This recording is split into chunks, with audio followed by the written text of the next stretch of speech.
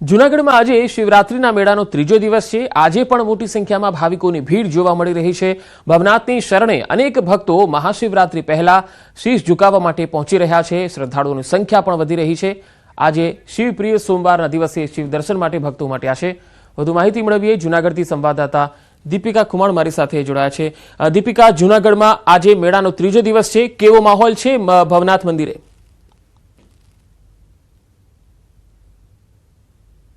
મેળાના ત્રીજા દિવસની સાથે આજે સોમવારનો દિવસ છે, એટલે શિવજીને અતિ પ્રિય સોમવાર છે।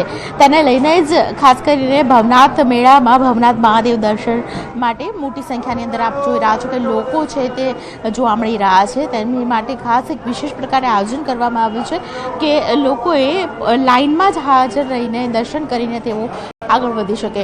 દૂર દૂર સુધી જે ભક્તો છે તેઓ દર્શન કરવા માટે અહીં આવતા હોય છે, દૂર દૂરથી તેઓ આવતા હોય છે અને જે લોકો ન પહોંચી શકે તેમની માટે ખાસ કરીને ન્યૂઝ 18 ગુજરાતી પર આપ જોઈ રહ્યા છો વિશેષ પ્રકારે જ્યારે ભગવાનને શૃંગાર કરવામાં આવી રહ્યો છે, મહાદેવને શૃંગાર કરવામાં આવી રહ્યો છે, તેની સાથે હરિગીરી બાપુ છે આપ જોઈ રહ્યા છો કે તેઓ પણ હાલ પૂજા કરી રહ્યા છે અને શિવજીના જે રીતે સાનિધ્યમાં ભક્તો આવે છે, શિવ સાથે જીવનું આ મિલન અને મિલનના અવસર પર આપ જોઈ રહ્યા છો કે મોટી સંખ્યાની અંદર ભક્તોની સાથે આ વિશેષ પ્રકારે પૂજા છે તે પૂજા પણ કરવામાં આવી રહી છે।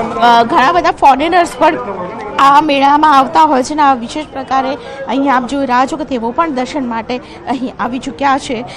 હરિગીરી બાપુ તેમની સાથે પણ વાતચીત કરવાનો એક પ્રયત્ન મારો રહેશે, કારણ કે શિવજીના જે દર્શન માટે દૂર દૂરથી આવતા લોકો છે તેઓ દર્શન વિશેષ પ્રકારે કરી શકે તે માટે આયોજન તો કરવામાં આવ્યું છે, પરંતુ મહાશિવરાત્રિના અવસરે 4 પ્રહરની પૂજા છે તે અહીં કરવામાં આવશે। પંકજ, અને આ 4 પ્રહરની પૂજા સમયે ખાસ કરીને ભગવાનને અતિ પ્રિય એવા શેરડીનો રસ છે, મધનો રસ છે તે પણ આપવામાં આવશે, મધ આપવામાં આવશે અને સાથે અનેક અલંકારો છે તેની સાથે ખાસ કરીને શિવજીને અતિ પ્રિય ધતુરો છે તે પણ ચડાવવામાં આવશે, બિલીપત્ર છે તે પણ ચડાવવામાં આવશે। શિવ શક્તિની સાથે આજે મહાશિવરાત્રિના અવસર પહેલા જે મિલન છે તે મિલનની સાથે તમામ ભક્તો છે તેઓ ભક્તો પણ હાલ જોવા મળશે।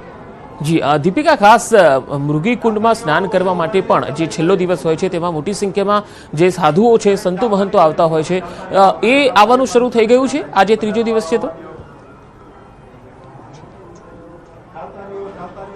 આજે ત્રીજો દિવસ છે, મૃગીકુંડમાં સાધુ સંતો છે તેઓ આવવાનું ચાલુ થઈ ગયું છે અને તેમણે ધૂણી ધખાવીને તેઓ બેસી ચૂક્યા છે। હજારોની સંખ્યાની અંદર સાધુ સંતો છે તેઓ મૃગીકુંડના સ્નાન કરવા માટે વિશેષ પ્રકારે આવતા હોય છે અને મહાશિવરાત્રિના અવસરે વખતથી આવતા તમામ શ્રદ્ધાળુઓ છે તેઓ ખાસ કરીને આ સાધુ સંતોના દર્શન માટે ચોક્કસથી આવતા હોય છે। દૂર દૂરથી આવતા શ્રદ્ધાળુઓ આપ જોઈ રહ્યા છો કે શીશ ઝુકાવીને શિવજીને વંદન કરીને તેઓ અહીંથી પસાર થઈ રહ્યા છે।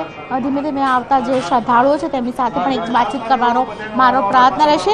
શિવજીને આપ ક્યાંના છો પહેલા એ જણાવશો? ક્યાંના છો?